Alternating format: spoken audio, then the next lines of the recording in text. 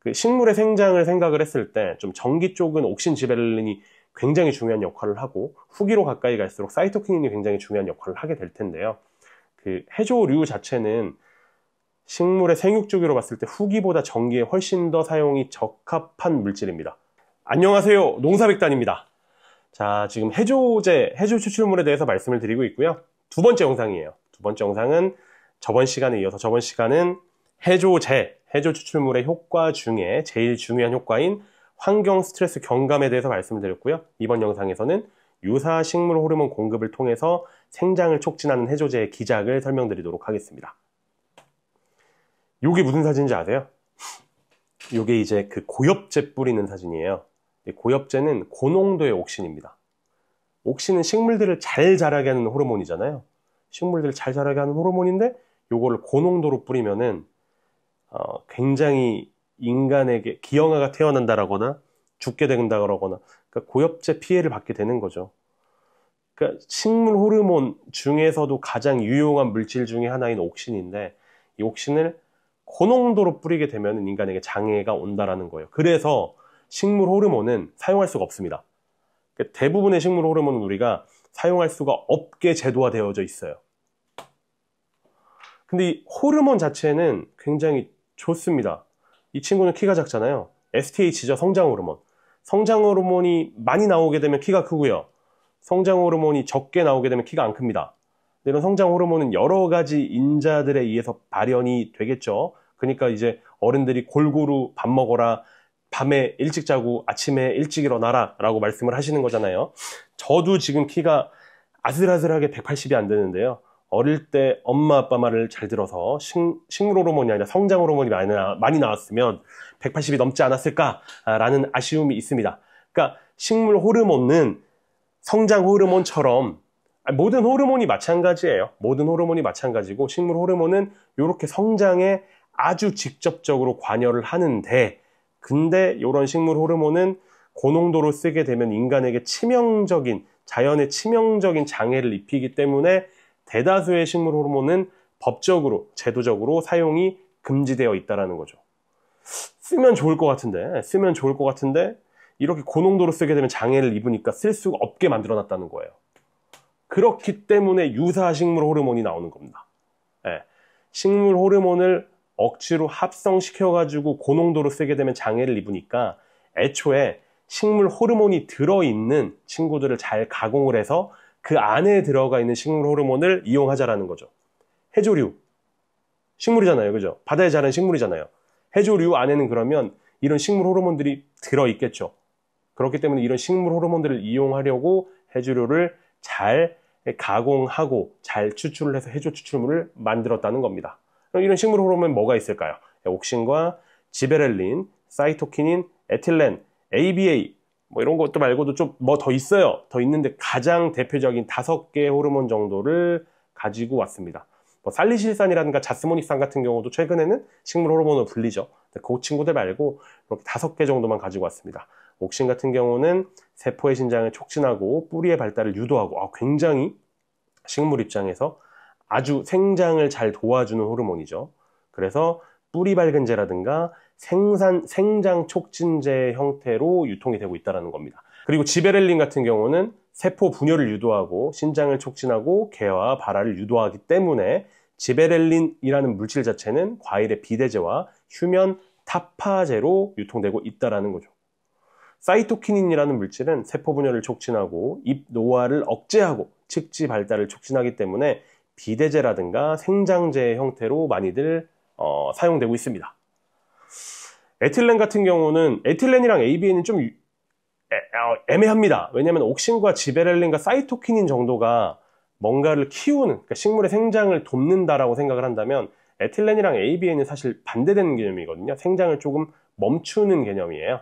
에틸렌은 성숙을 유도하고 낙엽지게 하고 노화되게 하고 과일을 숙성시킨다. 그러니까 에틸렌은 이제 과일에서 나오는 그 가스거든요. 가스 형태 호르몬이죠.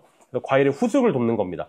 왜 그래서 그 과일 같은 거 저온 저장할 때 바나나 같은 거 이렇게 같이 옆에다 두면은 바나나에서 이제 에틸렌 가스 나와가지고 과일 후숙돼가지고 뭐 좀 상품성 떨어지고 경도 약해지고 뭐 그런 것들도 알고 계실 거예요. 그래서 에틸렌은 가스 형체의 식물을 노화시키고 과일을 후숙시키는 호르몬이다라고 이해해 주시면 될 것 같고, ABA, 에부식스산이죠. 앱식스산. 예. 생장을 억제하고 휴면을 유도하고 스트레스의 반응으로 나오는 물질이다. 뭐 씨앗의 휴면을 유지한다라고 하는데 사실 ABA는 좀 억제해주면 좋죠. 그러니까 식물이 스트레스를 받으면 ABA라는 형태의 호르몬이 나옵니다. 이 ABA라는 형태가 결국에 스트레스의 시그널을 받아서 나오는 호르몬이고요. 이런 호르몬이 분출되게 되면 식물들이 못 살겠다 하면서 낙엽을 지게 한다거나, 식물들이 좀 빨리 키워야지 하면서 이제 뭐 노화가 된다라거나, 그런 종류로 식물들에게 안 좋은 형태가 일어나는 거기 때문에 ABA는 좀 억제해 주는 게 좋고, 해조 추출물 자체도 ABA 발현을 조금 억제할 수 있는 물질이기도 합니다. 아까 말씀드린 대로 에틸렌이랑 ABA는 식물을 좀 약간 멈추고 잘 안 크게 하는 호르몬이라고 생각해 주시면 될 것 같고, 반대로 이제 옥신, 지베렐린, 사이토키닌 같은 친구들은 사실 식물들을 잘 크게 하는 물질이잖아요. 그렇기 때문에 옥신, 지베렐린, 사이토키닌은 뿌리 밝은제라든가 생장 촉진제라든가 비대제라든가 생장제, 생장 촉진제에 좀 많이들 넣고 싶어 하는 형태의 호르몬입니다. 하지만 이런 생장 호르몬은 사용량을 제한하고 있죠. 고엽제 아까 말씀드렸죠. 그렇기 때문에 등록된 생장 조절제만 사용이 가능하다라는 거죠. 뭐 우리가 흔히 쓰는 그 GA 처리, 포도의 GA 처리하는 개념이라고 생각해 주시면 될 것 같아요. 하지만 생합성으로 유래가 된 제품은 사용이 가능하죠. 안전하니까 안정적으로 사용이 가능한 거고요. 생합성, 그러니까 생물에서 유래한 형태의 식물 호르몬은 사용이 가능하고 사용을 권장할 수 있습니다. 그렇기 때문에 해조류를 추출한 해조류에서 옥신, 지베렐린, 사이토키닌, 해조류 자체에 들어있는 옥신, 지베렐린, 사이토키닌 같은 이런 생장 호르몬을 추출한 해조 추출물 자체가 굉장히 큰 시장을 형성하고 있다는 거예요. 그러니까 지금 해조류의 기능 두 번째가 유사식물 호르몬 공급이었잖아요. 그러니까 해조류에는 옥신, 지베렐린, 사이토키닌 같은 생장 호르몬이 들어있고요. 이 생장 호르몬을 이용할 수 있는 형태로 가공한 것이 바로 해조제, 해조 추출물이다 라는 말씀을 지금 드리고 있는 겁니다. 근데 첫 번째, 환경 스트레스를 경감하는 물질, 뭐 만니톨도 있었고 후코이단도 있었죠. 그리고 알긴산도 있었고요. 그런 애도 해조류의 종류에 따라 가지고 들어있는 함량이 천차만별이라고 말씀을 드렸는데요. 마찬가지로 해조류의 종류에 따라서 생장 호르몬인 옥신, 지베렐린, 사이토킨이 들어있는 비율 자체가 굉장히 달라요. 많이 다릅니다. 많이 다르기 때문에 요것도 잘 알아보고서 쓰셔야 하는데요. 뭐 그냥 간단하게 말씀을 드리면 아스코빌름 노도썸이라는 친구가 있습니다. 그 친구는 옥신이나 지베렐린이 굉장히 풍부하게 들어져 있어요. 풍부하게 들어가 있습니다. 근데 이제 켈프라는 또 이제 해조류가 있는데요. 켈프라는 해조류에는 옥신, 지베렐린도 들어가 있긴 하지만 아스코빌름 노도썸에 비해서 사이토킨이 많이 들어가 있습니다. 근데 그 식물의 생장을 생각을 했을 때 좀 전기 쪽은 옥신, 지베렐린이 굉장히 중요한 역할을 하고 후기로 가까이 갈수록 사이토키닌이 굉장히 중요한 역할을 하게 될 텐데요. 그 해조류 자체는 식물의 생육 주기로 봤을 때 후기보다 전기에 훨씬 더 사용이 적합한 물질입니다. 네, 왜냐하면 생장 호르몬이 들어가 있으니까요. 그러니까 해조류는 전기에 쓰는 게 제일 적합한데 전기에 제일 유리한 호르몬은 옥신, 지베렐린인 거예요. 옥신, 지베렐린이 높은 아스코빌름 노도썸이 켈프보다는 훨씬 더 유리한 형태의 해조류라는 걸 우리가 다시 알 수 있다는 거죠. 이 부분에서 다시 한번 강조드리고 싶은 건 환경 스트레스를 경감하는 물질, 만니톨, 후코이단, 알긴산과 마찬가지로 유사식물 호르몬인 옥신, 지베렐린, 사이토키닌은 해조류의 종류에 따라서 함량이 천차만별이니 그것도 잘 구분을 하셔야 된다는 겁니다. 네, 그러면 이번에는 세 번째, 광합성 작용으로 넘어가도록 하겠습니다. 사실 광합성이랑 전류가 제일 중요하다라고 말씀을 드렸잖아요. 건강한 잎이 형성이 되면은 잎에서 빛 에너지를 받고 파장, 적색광이랑 청색광이 제일 유리해요. 430나노미터랑 670나노미터. 그런 빛을 받은 다음에 이산화탄소를 흡수해가지고 열심히 이제 명반응이랑 암반응해가지고 포도당도 만들어내고 산소도 만들어내고 요게 이제 광합성 작용이고, 사실 산소를 만들어내는 것보다는 우리 이제 포도당 만들어내는 이 기작이 굉장히 중요한 거죠. 요런 포도당, 이제 그 광합성 동화산물이라고 하는 요런 물질들이 과일로 가가지고 당으로 변하기도 하고, 과일로 가서 이제 색소로 변하기도 하고, 그러니까 과일의 깔도 좋아지고 맛도 좋아지게 하는 거. 그러니까 근원 물질은 결국에 광합성을 통해서 형성이 된다는 겁니다. 그러니까 광합성이 좋아지면 생육이 전반적으로 좋아질 수밖에 없는 거예요. 근데 해조제 같은 경우는 광합성 작용을 촉진한다는 거죠. 그렇기 때문에 당연히 전반적으로 작물의 생육을 개선시킬 수 있다라는 겁니다. 광합성 작용은 아까도 말씀드린 것처럼 빛에너지랑 이산화탄소를 흡수해가지고 뭐 여차저차 막 이렇게 반응을 돌려가지고 명반응 돌리고 켈빈 회로 돌리고 해가지고 뭐 들뜬 전자들이 이동을 해가지고 뭐 산소도 만들어내고 포도당도 만들어내고 뭐 이런 건데, 어쨌건 광합성 작용은 광합성 자체의 양을 증가시키는 방법이 있고요, 광합성 자체의 효율을 증가시키는 방법이 있는데, 해조 추출물은 직접적으로 광합성의 효율을 개선하는 것보다는 광합성의 여건을 개선해서 광합성의 양을 증가시킨다는 거죠. 그러니까 해조제를 치게 되면 입이 건강해지잖아요. 입이 건강해지기 때문에 입 자체가 지금 광합성을 돌리는 일종의 식물 공장 아닙니까?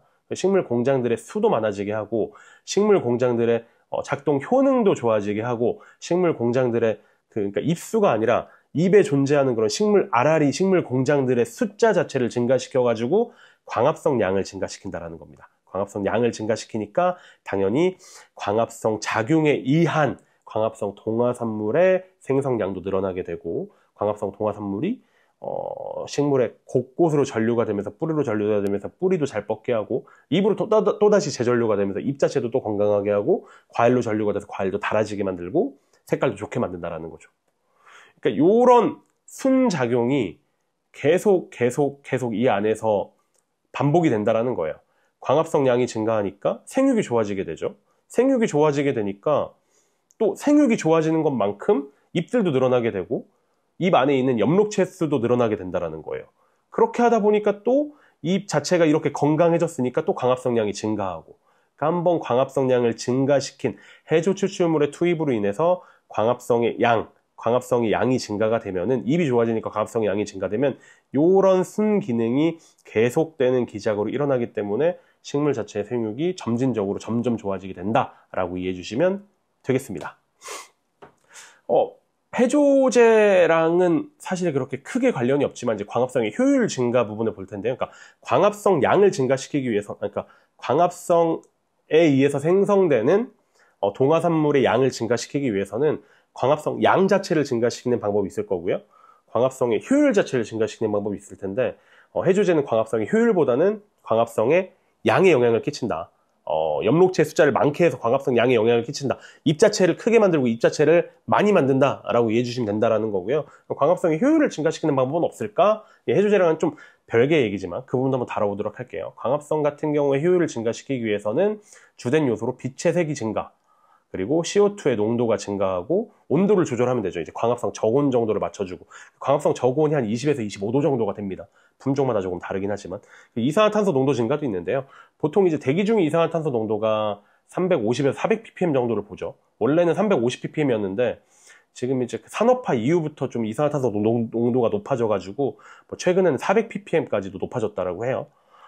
근데 이산화탄소는 공급하면 공급할수록 사실 광합성의 총량이 증가를 해요. 제로이니까요, 그죠? 근데 이런 광합성이 그럼 이산화탄소를 끊임없이 공급했을 때 계속 증가할 거냐는 건 그렇지 않죠. 꺾이는 점이 분명히 있는데 그걸 우리는 이산화탄소의 포화점이라고 불러주고요. 그 포화점이 대기 중의 이산화탄소 농도보다 훨씬 더 높은 한 1000ppm, 작물별로는 1200에서 1500ppm까지도 갑니다. 그렇기 때문에 이산화탄소를 계속적으로 공급을 해주면 당연히 광합성의 효율이 증가합니다. 그리고 마지막으로 빛의 세기가 증가하면, 이것도 빛을 사용하는 거잖아요. 빛을 사용해가지고 뭔가를 만들어내는 거니까, 광을 사용해서 뭔가를 합성해내는 광합성이니까 빛의 세기가 증가하면 광합성의 효율이 증가하기도 하죠. 여기는 빠졌는데, 그리고 빛의 파장력을 바꾸면 또 광합성의 효율이 증가하기도 합니다.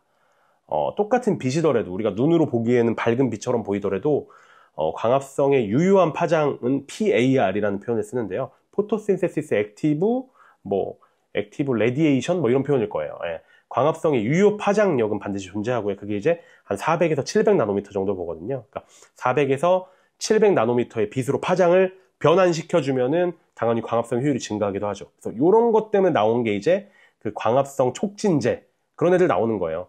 이산화티탄 같은 거 활용해가지고 뭐 이산화티탄이 뭐 400에서 700 나노미터에 못 들어가는 빛들을 뭐 굴절 반사 산란시켜가지고 400에서 700 나노미터로 바꿔준다. 뭐 이런 개념으로 나온 것들이 바로 이 광합성의 효율을 증가시키는 부분이라고 생각해 주시면 되겠습니다.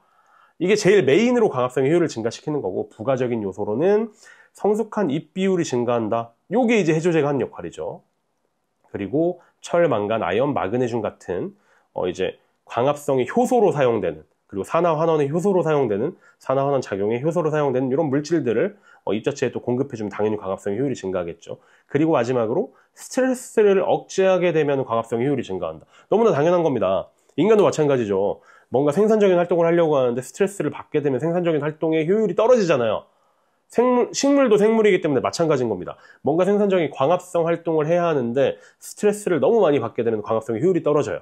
근데 말씀드린 것처럼 해조제는 대부분의 스트레스를 경감시켜주는 물질이잖아요. 그러니까 해조제를 쓰게 되면 스트레스를 경감시켜 주기 때문에 광합성의 효율이 증가한다. 아까 전에 해조제는 광합성의 생산량을, 광합성에 의해서 생산되는 물질의 생산량을 증가시키는 게 양적인 요소로 증가시킨다고 말씀을 드렸어요. 왜냐하면 입을 크게 만드니까.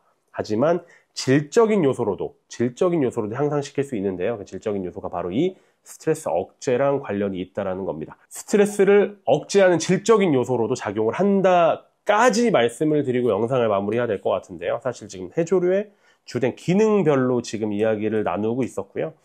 환경 스트레스를 경감하는 해조제의 기능, 그리고 식물 호르몬, 특히나 이제 생장 호르몬, 옥신, 지베렐린, 사이토키닌을 공급을 통해 가지고 해조류가 식물의 생장을 촉진한다라는 거. 그리고 마지막으로 이번 영상에서는 이제 해조류가 광합성 자체를 촉진할 수 있다. 이게 질적인 요소로도 촉진할 수 있고 양적인 요소로도 촉진할 수 있다. 양적인 요소로 촉진할 때는 입 자체를 크게 만들기 때문에, 쉽게 얘기해서 입 자체를 크게 만들기 때문에 광합성의 양적인 요소로 촉진을 하고, 질적인 요소의 촉진을 얘기했을 때는 스트레스를 경감시킬 수 있었기 때문에 광합성의 효율을 높여줄 수 있었다까지 말씀을 드리면서 영상을 마무리하고요. 다음 영상에서는 그러면 해조제가 병에는 어떻게 경감을 하는 건지 그 부분에 대해서 또 말씀을 드리도록 하겠습니다. 자, 이번 영상 여기까지고요.